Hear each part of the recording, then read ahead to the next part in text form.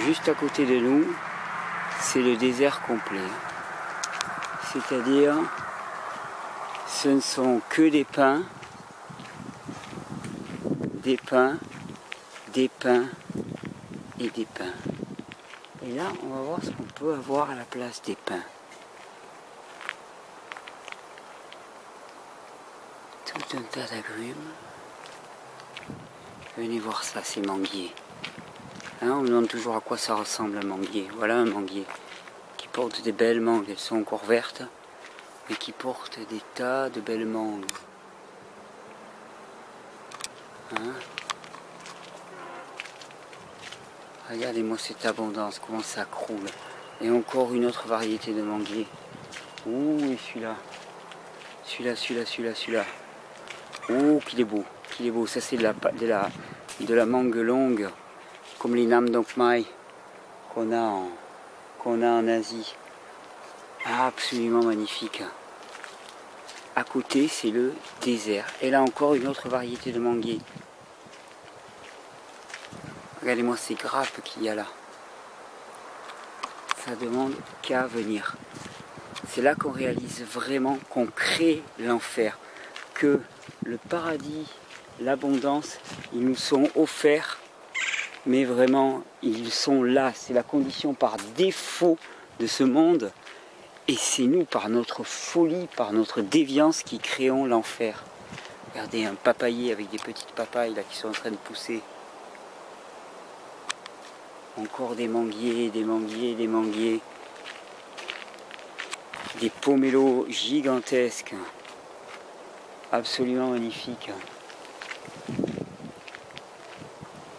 Ah, des manguiers en fleurs. Et là, les cultures dans les buttes. À côté, c'est le désert. Et c'est vraiment ce que je me plais à dire dans les vidéos. C'est que, finalement, on vit dans une espèce de monde infernal, mais qui est purement créé. Ce monde infernal purement créé, c'est un monde dans lequel finalement on fait tout ce que l'on peut pour aller contre les lois du vivant. Regardez-moi cette abondance. Aïe aïe aïe aïe aïe aïe aïe. Des ramboutans. Regardez, des ramboutans encore verts, parce que c'est pas la saison ici, la grande saison c'est plutôt l'hiver. Mais encore des ramboutans encore verts. Ah, la quantité qu'il y a. Tout est en fleurs, tout est magnifique. Alors en théorie l'endroit est fermé, je suis rentré un petit peu discrètement, il faut le dire comme ça, il ne faut pas le dire trop fort. Avec des bambous somptueux. Et là tout à l'heure j'ai repéré petit truc que je voulais vous montrer quand même. Là, cette baie là, je ne sais pas ce que c'est, mais elle est absolument délicieuse. Je l'ai goûté tout à l'heure. Je vais en laisser pour des volontaires d'ici. Mais ça ressemble à mi-chemin entre une cerise et un... Il y en a plein d'arbres. Et alors, bon, le parc est immense avec des figuiers. En veux-tu, en voilà. Mais alors, là, mon arbre préféré. Sapotille, des sapotilles. Ça, la sapotille. Sapotille, la sapotille. Regardez-moi ça, cette abondance, des sapotilles partout. Des sapotilles partout, ça croule, ça croule, ça croule, ça croule. Le problème de ce monde, c'est pas la rareté, c'est la surabondance, mais on ne veut pas l'avoir cette surabondance. Oh, j'en vois une là, qui m'a l'air. Elle a été... Elles sont mangées par les animaux.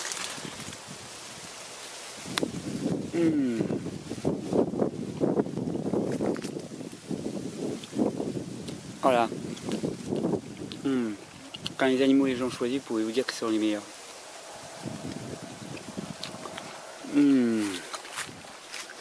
Je souhaite à tout le monde de connaître ce bonheur de goûter les sapotilles. Elles sont géantes ces sapotilles, elles sont gigantesques, je n'en ai jamais vu aussi grosses. C'est ça l'abondance.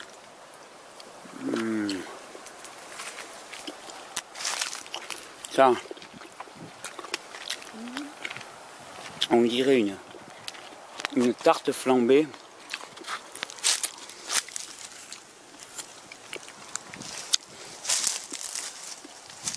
avec une couche de sucre par-dessus. Vous savez, le sucre roux caramélisé. Elle sait encore, je sais rien dire. Avec un petit peu d'astringence.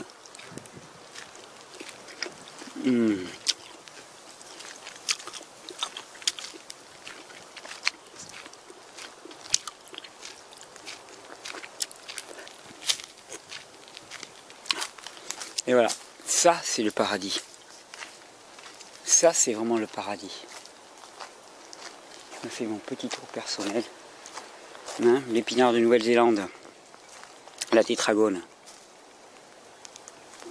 Oh, regardez ça. Des petits jacks en train de pousser. Jackfruit, Autocarpus heterophyllus.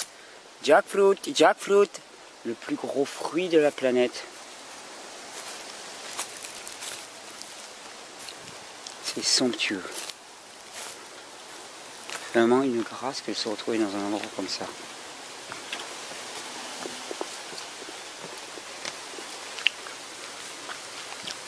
Oh, et ça je dirais que c'est du baobab, mais qui est traité comme un buisson et dont on peut manger les feuilles.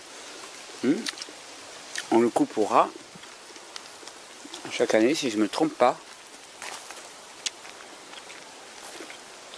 Voilà. Voilà à quoi ça peut ressembler le paradis terrestre.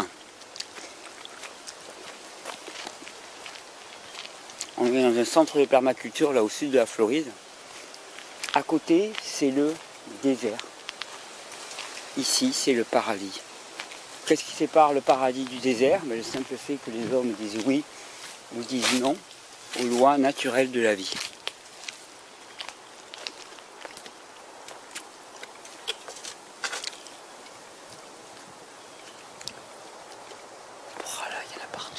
Il y en a partout, il y en a partout, il y en a partout.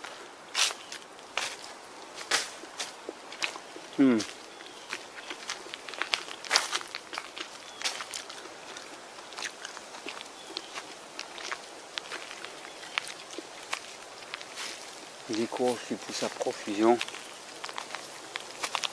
Regardez cette abondance. Absolument incroyable. Tout ça c'est mulché, vous remarquez, il n'y a pas une portion de terre qui ne soit pas couverte de matière. C'est le modèle forestier. La question c'est, est-ce qu'on veut essayer de faire mieux que le créateur ou pas? Si on se contente de faire aussi bien, ben c'est déjà pas mal et on arrive à ça. C'est-à-dire un jardin orienté aussi pour produire selon nos besoins, avec des régimes de bananes. Orienté pour produire selon nos besoins. Tenez, on va aller voir là. Petit escalier. Allez, je me fais ma petite visite perso, totalement illégale. Ils ont l'air cool ici. Et je mange sur ma sapotine. Ah là là.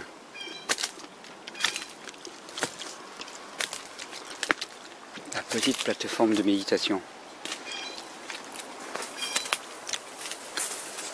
Et même là-haut, il y a des fruits partout. Qu'est-ce que c'est ça? Un chérimoya. Un chérimoya magnifique. Accueilli par un chérimoya. La pêche des tropiques. Voilà, il y a tout un jardin tropical. Regardez ça. Et on voit le jardin potager en contrebas.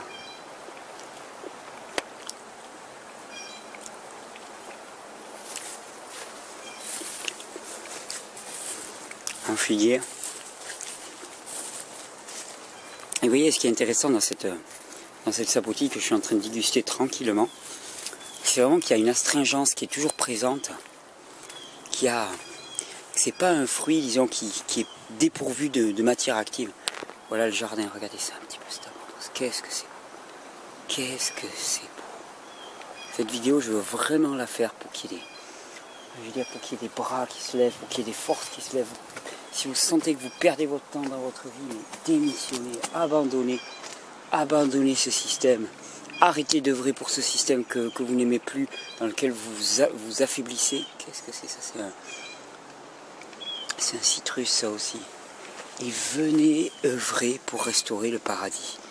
Venez œuvrer pour restaurer le paradis. Apprenez la permaculture. Il y a encore des ramboutans. Apprenez à planter simplement, il n'y a pas grand chose à apprendre. C'est juste apprendre à observer et à se taire. Apprendre à observer et à se taire. Oh là là. Qu'est-ce qu'il est beau. Dis-toi mon gars. T'es où toi? Ah ben, je t'ai perdu. Oh là là, ce serpent. Dis-toi mon gars. Qu'est-ce qu'il est beau. Je sais pas ce que c'est comme serpent ça. Oh là là.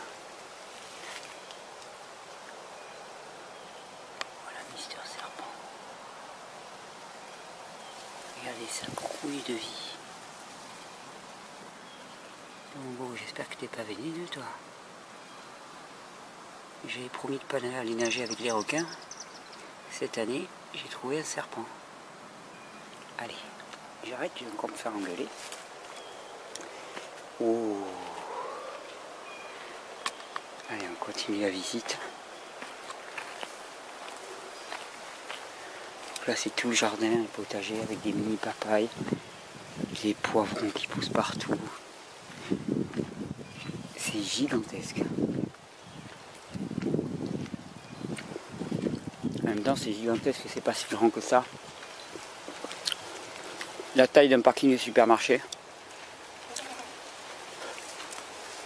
Oh, salut ma belle. Salut. Tiens, regarde. Tu veux un peu de mon fruit? Est-ce qu'il te plaît? Ça va te changer. Pas trop ton truc? Bon, je te le laisse quand même maintenant que tu as touché. Ah. Dans mon rêve, les animaux seraient en liberté. C'est le seul petit bémol. Oh là là là là. Il y a des fruits partout. Il y a tous les étages. Revoilà le moringa que je vous ai montré tout à l'heure. Voilà le moringa. Cette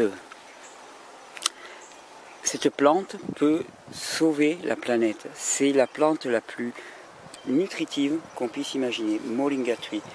Avec une magnifique consoude à ses pieds. Ah, et donc voilà, ça c'est du baobab. Eh oui. D'accord, ce sont toutes ces plantes qui sont traitées, vous voyez, comme des plantes potagères. Le canaé. Fabuleux, fabuleux, fabuleux. Et donc on les traite comme des plantes potagères. Et donc le Moringa oleifera, c'est les feuilles de Moringa oleifera sont les plus riches sources sur la planète de protéines, de minéraux, de vitamines. Et la poudre de Moringa oleifera, la poudre de graines de Moringa oleifera, alors on l'appelle oléifera, donc comme vous vous en douterez, c'est que les graines donnent une huile, une très très bonne huile. Et vraiment cette plante, tenez, hop, petite dégustation de Moringa. C'est très épicé. Ah, ça continue, il y en a partout, il y en a partout, il y en a partout, il y en a partout, il y en a partout.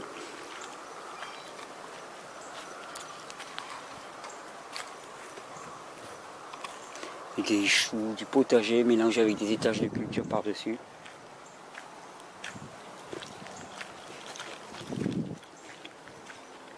J'attaque ma deuxième. Voilà. Voilà comment peut être traité le moringa. Vous voyez, toute une allée de moringa de petite hauteur. C'est comme ça que je voudrais les traiter en France. Toute une allée de moringa de petite hauteur. Et qu'on taille chaque année. Qu'on taille systématiquement chaque année.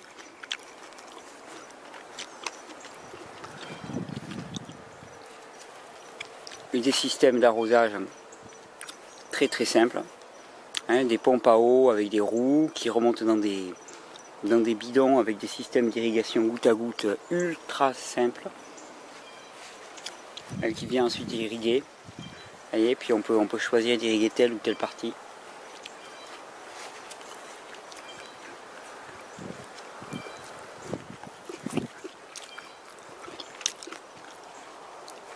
Ah, ben tiens, un petit manguier.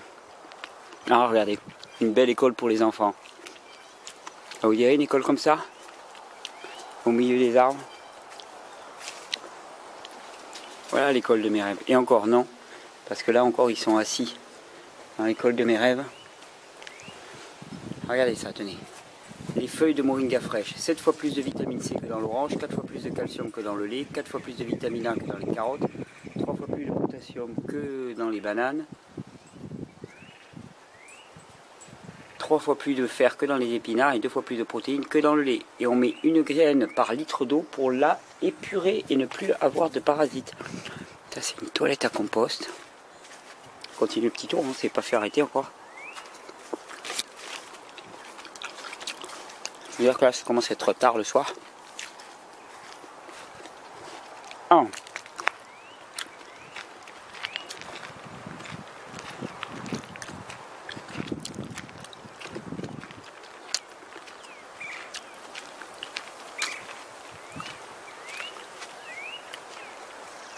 Ils élèvent même des alligators.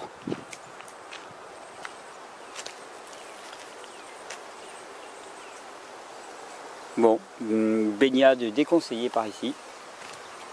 On va continuer dans un autre sens. Après les serpents de toutes les couleurs, on va éviter les alligators. Voilà, quand on mange des fruits comme ça, mais on se rend compte vraiment de la pauvreté extrême des fruits.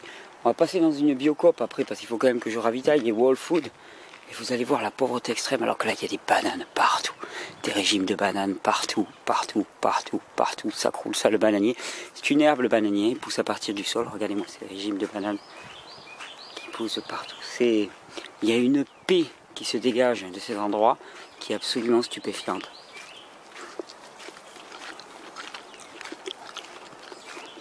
Je suis vraiment heureux de vous montrer cette vidéo. Pour que pendant tout le temps de cette vidéo, vous puissiez vraiment réfléchir à où est-ce que vous voulez mettre votre énergie. Moi j'ai définitivement pris le parti de servir les forces de régénération, qu'elles soient à l'échelle de l'humain. Tenez, encore de la moringa, la feuille magique. Et regardez à côté, qu'est-ce que c'est? Forêt de pin, forêt de pin, forêt de pin, forêt de pin. De la déforestation, qu'est-ce qui est repoussé derrière? Forêt de pin, le désert alimentaire. Alors où est-ce qu'on veut mettre son énergie? Où est-ce qu'on veut choisir son camp? À qui on dit oui? Qu'est-ce qu'on sert? Vers qui va notre choix? Vers qui vont nos pensées? Est-ce qu'on sert les forces de régénération? Est-ce qu'on sert les forces de dégénération? C'est la seule question qu'on doit se poser tout le temps. Est-ce qu'on a envie de vivre là-dedans? Ou est-ce qu'on a envie de vivre dans ce que je vais vous montrer tout à l'heure, c'est-à-dire un beau supermarché bio dans lequel on se sent pauvre tellement les prix sont exorbitants. Encore des citrus. Oh, regardez, on va jouer à cache-cache. Hop, Mr. Jack, Mr. Jack. Ouh, celui-là il commence à être beau là. Un beau bonhomme. T'es pas prêt à lâcher toi par hasard? Je t'amènerai bien avec moi. Non. Je sais que c'est pas très légal, mais il n'y aurait pas un petit Jack qui voulait me tomber dans les bras par hasard. Petit. Voilà.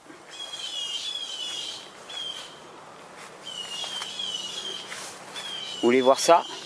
C'est pas compliqué. C'est à notre porte. Il suffit d'arrêter de mal faire et de porter son énergie là-dedans. Il suffit de pas grand-chose comme connaissance pour commencer, où que l'on soit. On va terminer le petit tour.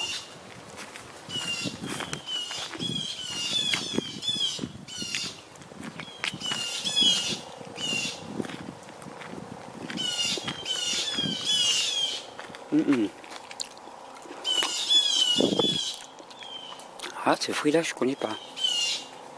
Je connais absolument pas. C'est n'importe quoi.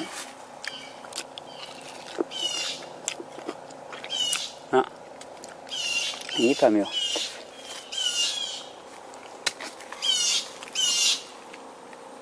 Il n'est absolument pas mûr. En train de me... Là, c'est vraiment la basse saison pour les fruits ici. Par contre, il y a énormément au potager.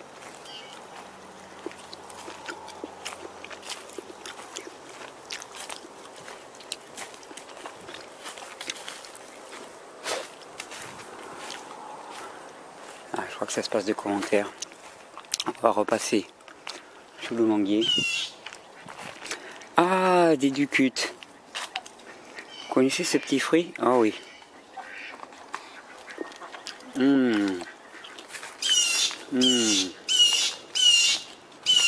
À mi-chemin, c'est dans l'agrume, avec des grosses graines, avec un goût un peu de térébinthe absolument fabuleux. Mais les goûts de ces fruits sont tellement remplissants, on sent qu'il y a une énergie là-dedans qui est absolument colossale.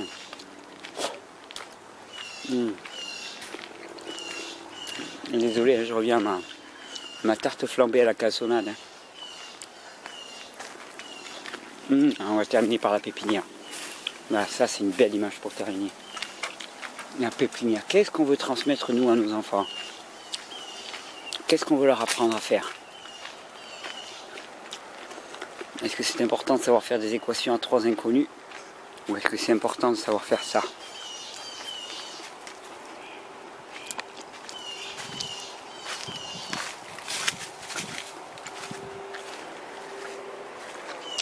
Qu'est-ce qui va pouvoir amener un futur beaucoup plus joyeux et beaucoup plus réjouissant pour l'ensemble de la planète? À quoi est-ce qu'on passe notre temps?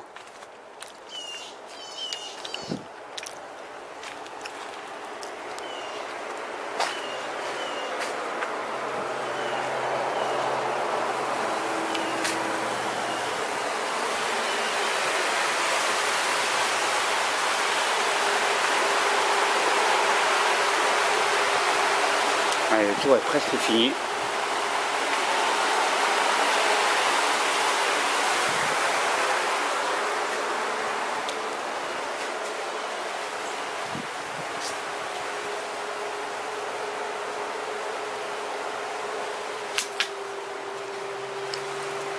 On s'en fait encore une petite tranche, on retraverse la pépinière à l'instant.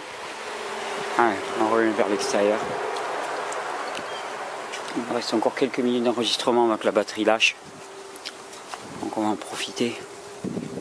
C'est tellement plaisant, j'en partirai pas. Mon petit tour privé. Regardez le feuillage doux des acacias. Petit arbre typiquement africain, l'acacia.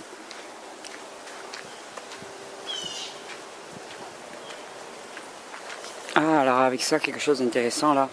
Ça, c'est une technique qui est très utilisée au Cambodge. Ce sont des canards qui sont au-dessus de l'eau. Et alors l'intérêt, c'est qu'il y a des claires-voies et les déchets, les crottes des canards viennent directement nourrir les poissons qui sont dans l'eau. Et dans l'eau, donc visiblement, il y a des tilapias. Donc ça, ce serait pour des systèmes d'aquaculture, mais ce sont des petits tilapias. Voilà. Hi. Allez, on se termine la visite.